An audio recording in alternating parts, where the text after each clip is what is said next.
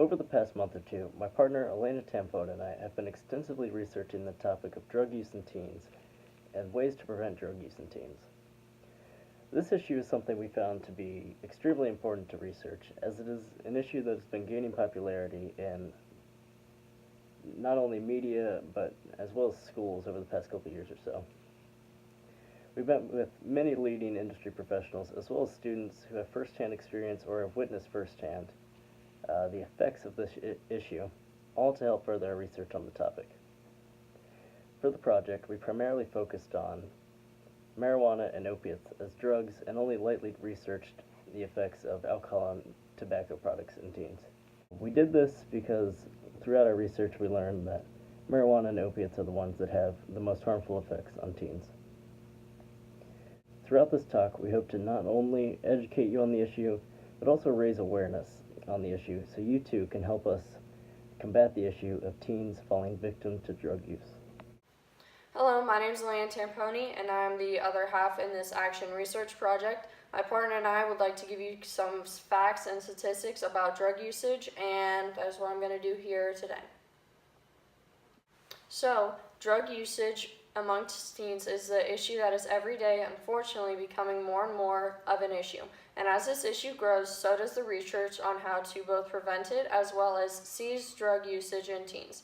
Many people who are not in a profession related to drug research, medical professionals, or drug apprehension, judges, law enforcement, and school officials do not realize how large this issue is, primarily because they do not experience it, or possibly because they choose to just ignore it, as they are not affected by it. However, people in a profession that directly deal with teens that are implementing of drugs see the causes and effects of the usage almost daily. During almost all of our interviews, there was a common understanding that this issue is, in the words of Judge David Hedgemakowski, an epidemic. Law officials, school officials, court officials, and medical professionals all agree that this issue is taking a tight grip on the teens of not only Delaware County, but the entire United States. Some stats provided to us by the Delaware County Sheriff's Office drug liaison, Julie Krupp, showed us over 300 drug charges issued to teens 20 and under, with just under a fifth of those charges originating from Powell. With the knowledge of this statistic, we were able to further understand the opinion of these professionals by seeing, just from the numbers alone, just how immense this issue is. Julie also provided us with her special reasoning on why more and more teens are relying on drug use.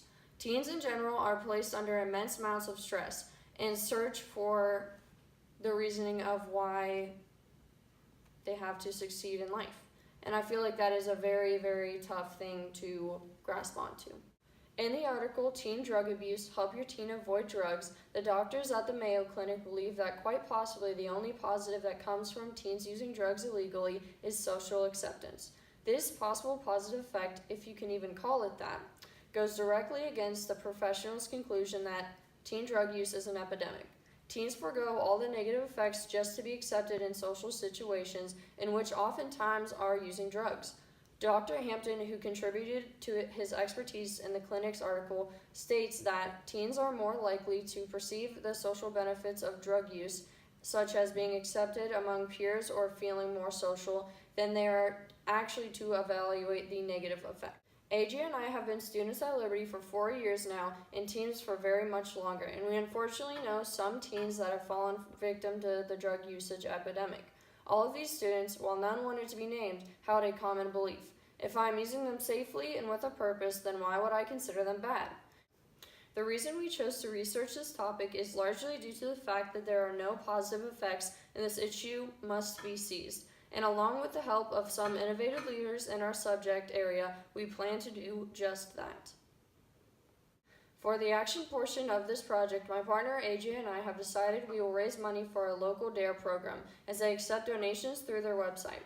We plan on doing this through online fundraising on websites such as GoFundMe, as well as word-of-mouth donations where people would have the ability to write a check directly to the DARE program that we could be able to use and give to the program. We are also plan on furthering our partnerships with local innovators to see if they will be able to come in and speak to us or hold an assembly of all students. and at least our school to further spread the message of the DARE program, as they have not come in to speak to us of my knowledge in the past 4 years. After gaining extensive amounts of research and implementing our action to help combat the issue, we realized how impactful and influential this project was on us. The project opened our eyes on just how large this issue is. It is not something that is just isolated to just one high school or one region. Teens implementing the use of marijuana and other opiates is something that happens in practically every city, county, and state. After learning all the facts, we were influenced to not stop completing our action just because the project had concluded. We have left our fundraising page up and active and plan to leave it up for quite some time in hopes that people will continue donating and we can continue helping to combat the issue of teen drug use. We hope to influence and impact others the same way that we were influenced and impacted by this project. With all that being said, that is how the journey of researching will come to an end. It will end with us making not only a difference in our community, but also in our school, and hopefully even further on to making a difference in the state or national level. Results are already being seen in that effort of us making a difference. We've already raised money to be donated to the DARE programs, and hope to continue raising money for the programs since, as I said before, we are leaving that fundraising page active on GoFundMe for the foreseeable future. Results will continue to be seen even as we wind down and put our final thoughts together on the issue. In the end, our issue came down to one common question between Elena and I. Everyone knows teens using drugs is bad, so how are we going to focus on preventing it? We believe we went above and beyond in answering that question. We met with people to learn the facts on the issue, and we also met with people and had detailed and deliberate conversations with those people regarding how we can prevent this issue and the best way to do so. Teens who are using drugs currently are not just going to stop due to the efforts of two fellow teens, but we hope with our efforts we have taken the first steps to getting more and more people on the train that can also help us in regards to our issue.